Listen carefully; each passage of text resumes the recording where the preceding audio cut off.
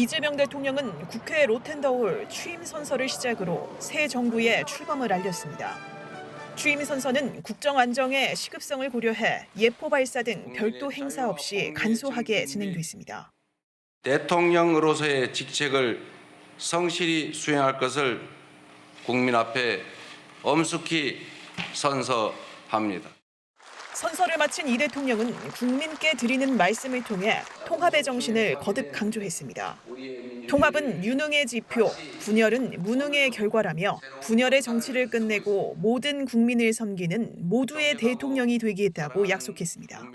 이번 대선에서 누구를 지지했든 크게 통합하라는 대통령의 또 다른 의미에 따라 모든 국민을 아우르고 섬기는 모두의 대통령이 되겠습니다.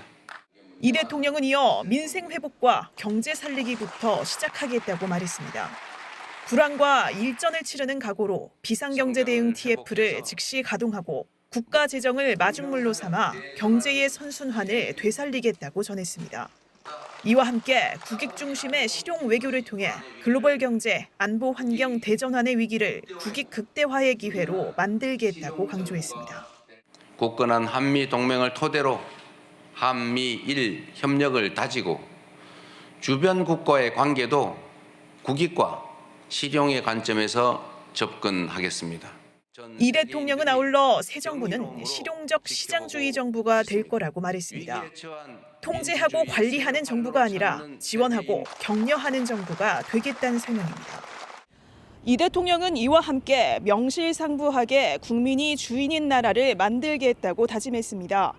무엇보다 국민의 주권 의지가 일상적으로 국정에 반영되는 진정한 민주공화국을 만들어 사회개혁 과제들을 흔들림 없이 추진하겠다고 약속했습니다. 이재명 대통령이 새 정부를 이끌 주요 인사를 직접 발표했습니다. 먼저 국무총리 후보자에는 김민석 의원을 지명했습니다. 김 의원은 1964년생으로 1990년 정계에 입문해 4선 의원을 지냈습니다. 이 대통령 후보 시절 선거대책위원회 전략기획본부장을 맡으며 호흡을 맞췄습니다.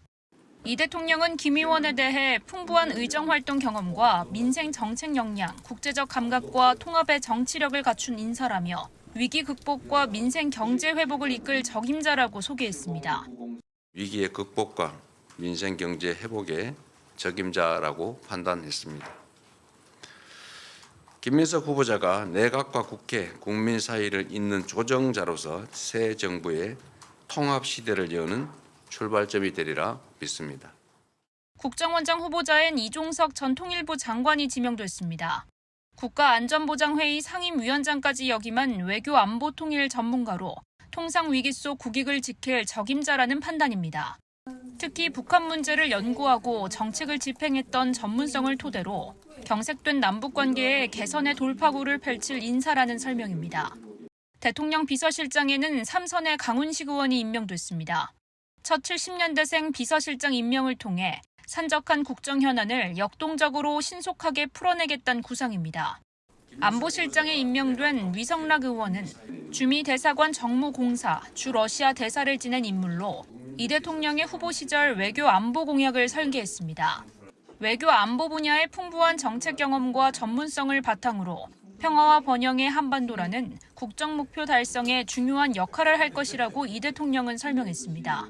이 밖에 경호처장에는 황인권 전 육군대장을, 대변인에는 이 대통령 후보 시절 경선 캠프에서부터 대변인으로 합류했던 강유정 의원을 임명했습니다. 이 대통령은 이번 인선에 대해 국민에게 충직하고 해당 분야의 전문성과 능력, 국정 철학에 대한 이해도에 우선순위를 두고 판단했다며 향후 새 정부 인사는 능력을 본위로 국민 통합에 중점을 두고 이뤄질 것이라고 밝혔습니다. 임기 첫날인 오늘 이른 아침부터 그야말로 촘촘한 일정이 이어졌습니다. 앞서 보신 대로 국회 로텐도홀에서 간소화된 취임식을 치른 이 대통령은 국회 사랑제에서 국회의장 그리고 각 정당 대표들과 오찬을 함께 했는데요. 이어서 곧바로 대통령의 집무실이 있는 이곳 용산 대통령실로 들어왔습니다. 인수위를 거치지 않는 만큼 곧바로 업무에 돌입했는데요.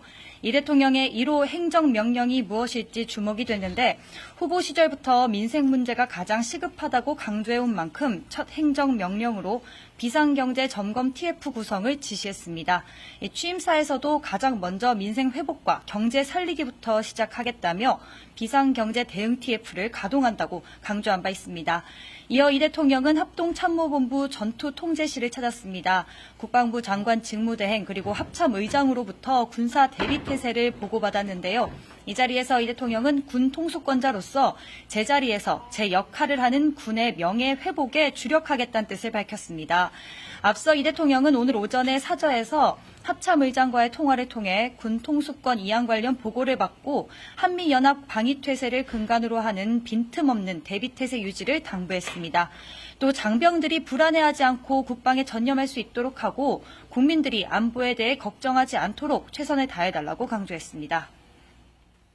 네, 들어보니까 취임 첫날부터 민생과 안보 관련 행보 등 숨가쁜 일정을 소화했는데 계속해서 주요 일정이 이어질 예정이죠. 주요국 정상들과의 전화 통화도 이루어질 전망이죠. 그렇습니다. 주요국 정상들과 전화통화를 하면서 본격적인 외교 행보를 펼칠 것으로 보입니다.